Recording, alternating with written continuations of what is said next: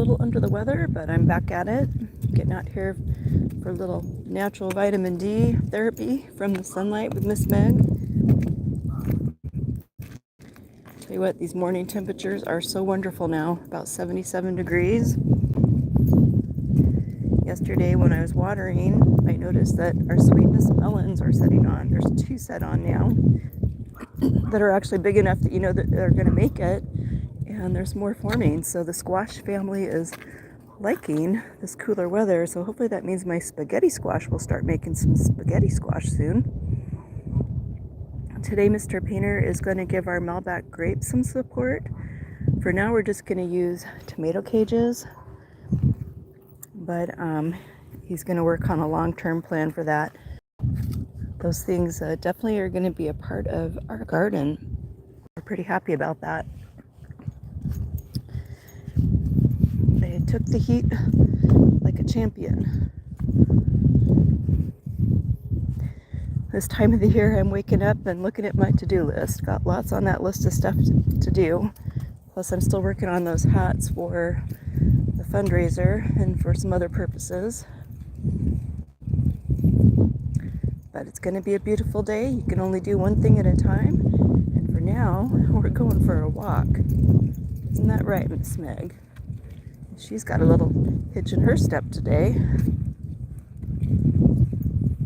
So how's everybody doing out there? Got a lot of y'all are getting some frost about now, or about to get some. Got those pumpkins to process. The easiest way to process pumpkins, well, there's 2 methods. You can cut them in half, remove the seeds, put them in a shallow dish with some water and bake them. That works. But my favorite way is to put them in my Instapot pressure cooker in chunks and then process them in a glass blender and make a puree, and then I freeze the puree. And that puree is good for making pumpkin pie. It's good for making breads. It's good for making pumpkin curry, one of my favorite dishes to make with pumpkin. Pumpkin is so good for you. Well, we're excited now. All the neighbor dogs are waking up. Sorry, it's the boring walk, Meg. You're walking with Mommy. You're on a leash. But yeah, that's the easiest way to preserve pumpkin. You can also dehydrate it too. It actually dehydrates really well. But most of the time I use my pumpkin frozen. Just pull it out of the freezer when I want to use it, and label how much you're putting in your containers. Like, are you putting in a cup, 2 cups? That way when you're ready to use it, you know how much you've got. That's for our pumpkin anyway. And we have eggplant setting on again now that it's cooling off, so I've got more of those to process. But tonight is going to be a bowling night, so I'm not going to get that much done today. I'm going to be watching Mr. Painter bowl. Hopefully he's recovered from that tournament this weekend that he bowled.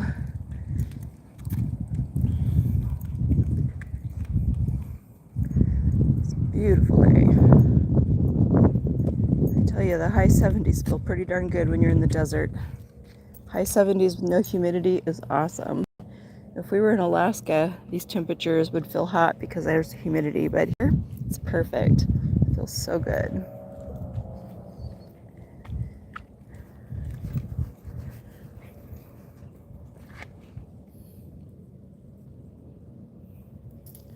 Enjoying the sunlight. It's the best way to get your vitamin D. Just get out and get a little fresh air and some sun, a little exercise. It does the body good.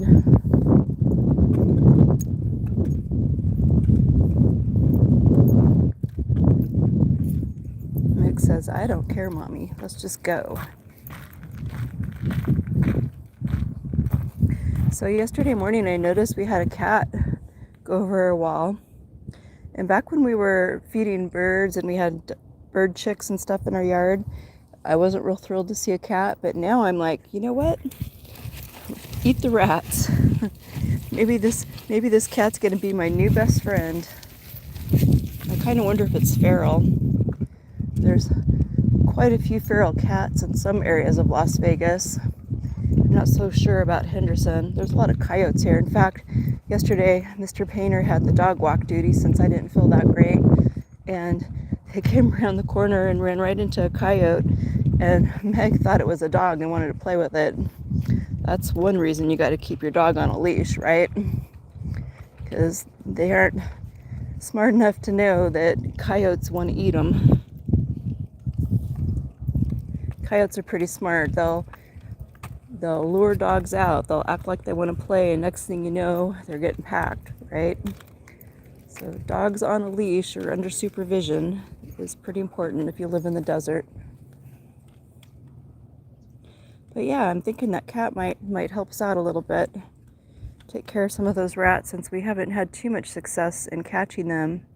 I think the one that was getting into the grow room got too big because it stopped coming, which is great. And once my husband gets that building stuccoed and painted, we probably won't have any more problems with that. I think there's just some cracks where it's getting in right. They're getting in right now, or there was one getting in. The only reason I knew is a couple of the radishes at the beginning of spring had some nibbles, right? And we were putting these traps out.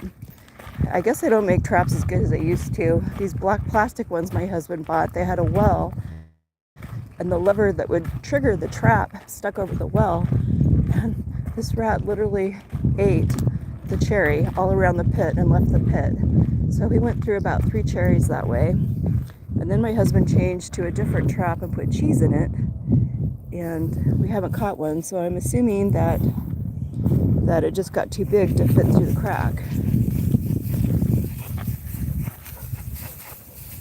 That was one thing I didn't think that we were going to have a problem with. But I'm loving that stepladder my husband got me. And it's really important if you're using stepladders to have something that's really stable, that's got a good surface for standing on. Especially as you get older, you need to be mindful of falls. And we're in pretty good shape still, but as you get older, definitely start thinking about making sure that how you go about your life is safe, right? Because falls is one of the things that hurt people as they get older. But the step stool is wonderful because I'm able to reach my hanging baskets before I really just couldn't get to them very well.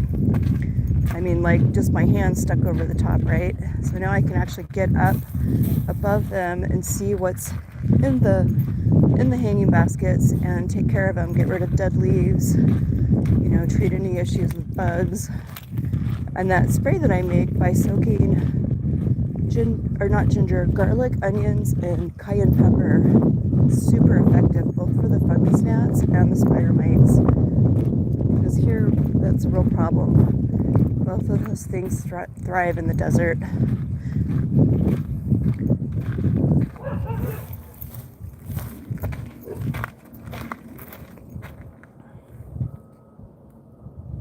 What is it, baby? Huh? What is it? It's almost cooling off enough. Soon I'm going to be ready to start trying to graft again on my rootstock, right? We have one. Hey, LK's chapter. Welcome to the channel. I'm glad you think she's so cute. She's a sweetie for sure. We've had her for almost 3 years. We adopted her from a shelter. Her name is Meg. She's half Siberian Husky and half American Staffordshire Terrier. And when we got her, you could see under her ribs, and she was mentally shut down. So she's come a long ways, but it was a lot of work. I spent hours sitting with her on the floor, just talking to her, not touching her. And at first she was afraid to actually walk, like we'd go 50 feet and she'd pull me back to the house. But now she's almost like a regular dog. Once in a while something spooks her. Like a few months ago we had a bad windstorm and she refuses to go in the backyard now. I think dogs that have been mistreated, they can develop fears pretty easily. But she's actually very protective of me despite that. If my husband's gone and she hears any noise outside, she lets me know. So that works out really good when you live outside of a big city, right? The suburbs. Even though we do live in a nice neighborhood, it doesn't mean you can't have any yahoos walking through in the middle of the night. glad you like her. She's a sweetheart. It was some work, but she was worth it, and she is a great little companion. She loves her mommy and she plays with her daddy.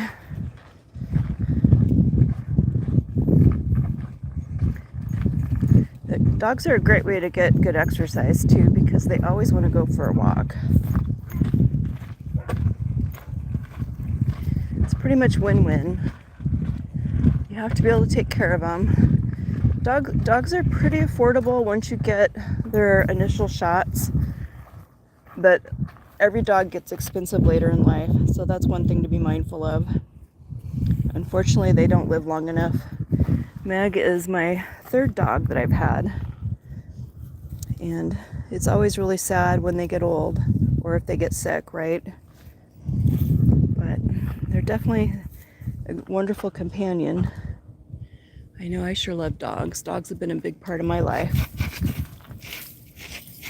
And we carry bags. I'm waiting for her to do her business. And when she does, we'll bag it. No polluting, right? Keep the planet clean. Well, anything that's within my control. There's a lot of things we don't have control over, right? But we can definitely clean up after our pets.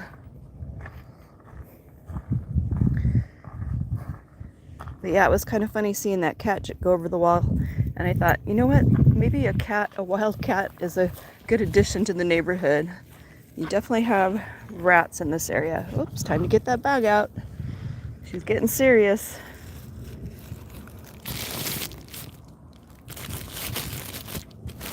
She says, let's get it done, Mom.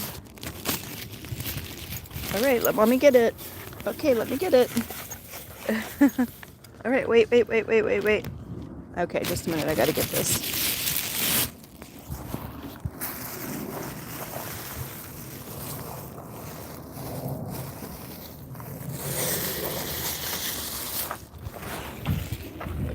When you adopt an animal from a shelter, you don't really know what you might deal with, but there's so many animals that are abandoned, and if you have just a little bit of time to work with them, it's, hey, there's Mr. Painter, I love you too. If you have just a little bit of time to work with them, a lot of times you can get a really amazing pet that's potty trained, which is great, because if you've ever had a dog from a puppy, how you potty train him is how you potty train him is the first whimper they make when they wake up, you grab them and you run outside, which is often at 4:30 in the morning. A lot of times when people have animals that aren't potty trained, it's because they don't do the initial work. And they're not like babies, you can't put a diaper on them, right? So if you adopt a dog that's a couple years old or even a year old, usually they're already past that point. But the cool thing about getting a dog from a shelter is usually they come with their shots, they're spayed or neutered, and you usually get your first city license free. So that saves a lot of money. When we adopted Meg, 140 animals were being abandoned a day at the shelter near us, and they actually made it only $45, so they reduced it. Normally it was like $90, and they reduced the adoption fee to $45. So if you're looking for a dog, you can actually save a lot of money that way, because the initial shots, spaying and neutering, can be pretty expensive. Oh, and we have a dog playing ball. Looks like a retriever. Come on, Meg, let's go this way.